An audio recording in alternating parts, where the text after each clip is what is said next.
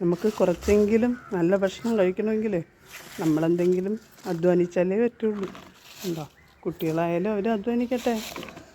അവരും ഈ ചെറിയ കാര്യങ്ങളൊക്കെ കുറച്ചെങ്കിലും ഒരു 5 മിനിറ്റെങ്കിലും ഒന്ന് സഹായിച്ച് പഠിക്കട്ടെ.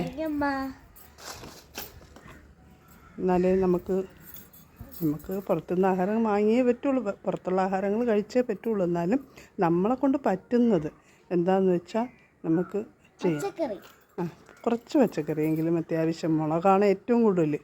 മുളക്, കറിവേപ്പില, മല്ലിയില ഇതൊക്കെ നമുക്ക് തന്നെ നമ്മളെ വീട്ടിൽ ചെയ്തെടുക്കാൻ പറ്റിയാൽ വളരെ നല്ലതാണ്. അപ്പം നമ്മുടെ കുറേ പാത്രത്തിൽ എന്തോ വയ്ക്കാൻ പോകുന്നു, ചീര.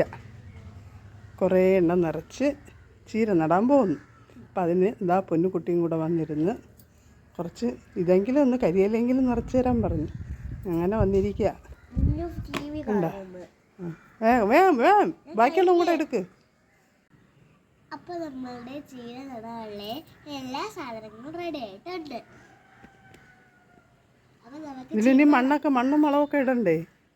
അതൊക്കെ ഇട്ട് വെച്ച് വെള്ളം ഒഴിച്ചിട്ടൊക്കെയാണ് ചീര വിത്ത് നടന്നത്.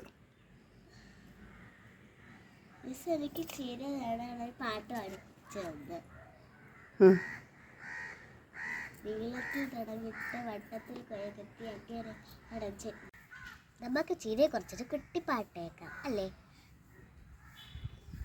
വട്ടത്തിൽ കൊയ്കുത്തി നീളത്തിൽ തടമിട്ട് അങ്ങനെ പാവയടച്ച ചീര, വെള്ളം നനയടച്ച ചീര, മൂട്ടിന്ന് നുള്ളടച്ച ചീര, വാനോളം പൊന്നടച്ച ചീര, നരനരയരിയടച്ച ചീര, ആരാരും കൂട്ടടച്ച ചീര, എല്ലാവരും കൂട്ടടച്ച ചീര.